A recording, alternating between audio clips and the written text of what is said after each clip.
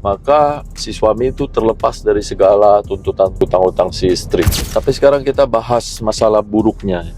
Buruknya gini, nanti hubungan suami istri itu jadi nggak harmonis. Karena di sebuah hubungan itu kan mengikat semua apapun, hati, pikiran, tubuh, terus masalah uang. Uang nih materi yang bisa dicari di dunia gitu loh. Uang itu cuman alat, jadi bukan murni suci gitu. Yang seperti dulu Tuhan dan agama tuh ajarkan. Uang ini tuh adanya tuh hanya di dunia gitu loh. Tapi karena masalah pisah harta atau pisah uang itu bisa menyebabkan menjadi terganggunya hubungan si suami dan si istri ini. Karena si istri itu bisa jadi suatu saat kapanpun tuh selalu curiga. Curiga kalau ada apa-apa nanti rugi gitu. Si istri akhirnya nggak dapat apa-apa. Karena yang nyari duit kan suami.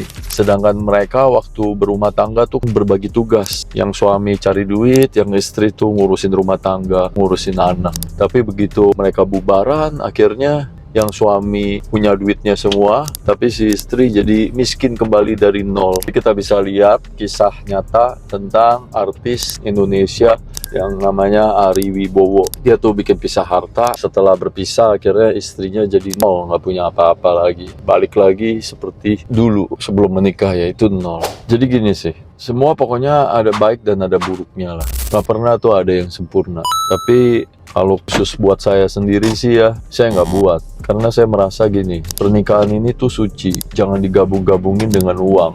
Uang itu hanya duniawi. Sedangkan uang itu ya terbukti bisa menjadikan bencana ketika kitanya tuh belum siap atau nggak tepat menggunakannya. Gitu ya.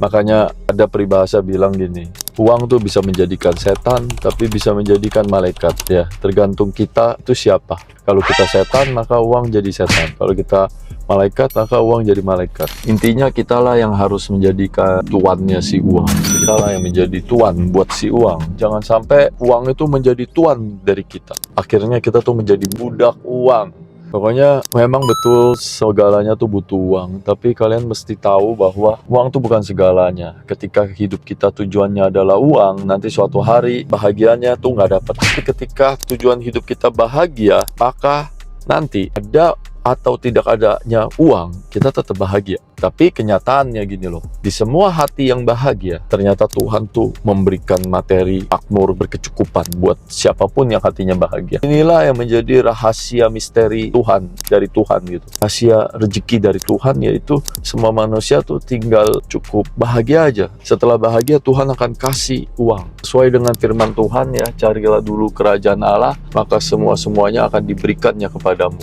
Tapi gini ya, kita tuh sekali lagi orang yang paling so tahu. Oleh sebab itu, baiknya kita mengundang yang terhormat Bapak Pendeta Erastus Sabdono untuk berbagi pencerahan mengenai firman dan masalah akte perjanjian pisah harta ini. Lebih mudah bersama Gapura.